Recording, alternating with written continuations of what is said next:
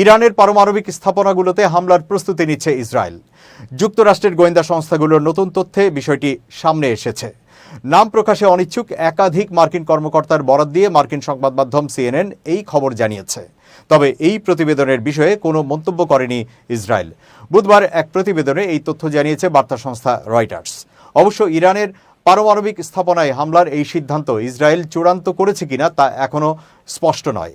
মার্কিন প্রশাসনের ভেতরেও বিষয়টি নিয়ে ভিন্ন মত রয়েছে যে শেষ পর্যন্ত ইসরায়েল হামলা চালাবে কিনা তা নিয়ে মতবিরোধ রয়েছে বলেও জানায় CNN। এদিকে এই প্রতিবেদন সম্পর্কে রয়টার্স এখনও নিশ্চিত হতে পারেনি। মার্কিন জাতীয় নিরাপত্তা পরিষদ তাৎক্ষণিক কোনো মন্তব্য করেনি। এছাড়া ইসরায়েলি দূতাবাস এবং প্রধানমন্ত্রীর দপ্তর থেকেও কোনো প্রতিক্রিয়া মেলেনি। CNN-এর প্রতিবেদনে এক গোয়েন্দা সূত্র বলেছে, সাম্প্রতিক কয়েক মাসে ইরানের পারমাণবিক স্থাপনায় ইসরায়েলি হামলার সম্ভাবনা উল্লেখযোগ্যভাবে বেড়েছে। সূত্রটি আরও জানায়, যদি যুক্তরাষ্ট্র ও ইরানের মধ্যে এমন কোনো চুক্তি হয় যেখানে ইরান তার ইউরেনিয়াম মজুদ পুরোপুরি সরিয়ে না নেয়, তাহলে ইসরায়েলের হামলার সম্ভাবনা আরও বেড়ে যাবে। এদিকে মার্কিন প্রেসিডেন্ট ডোনাল্ড ট্রাম্পের প্রশাসন ইরানের পারমাণবিক কর্মসূচি নিয়ে নতুন করে একটি কূটনৈতিক সমাধানের চেষ্টা করছে।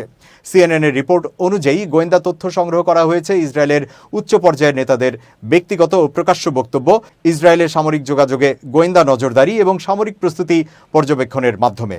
দুই মার্কিন সূত্রের বরাতে CNN জানায়, ইসরায়েলের যেসব সামরিক তৎপরতা লক্ষ্য করা গেছে তার মধ্যে রয়েছে বিমান হামলার জন্য গোলাবারুদ সরানো এবং সাম্প্রতিক একটি বিমান মহড়া সম্পন্ন করা, যা ইসরায়েল বড় ধরনের হামলার প্রস্তুতি নিচ্ছে বলে ইঙ্গিত দেয়। এর আগে মঙ্গলবার ইরানের সর্বোচ্চ নেতা আয়াতুল্লাহ আলী খামেনি বলেন, আমেরিকার দাবি ইরান যেন ইউরেনিয়াম সমৃদ্ধকরণ বন্ধ করে তা অতিরিক্ত এবং অযৌক্তিক।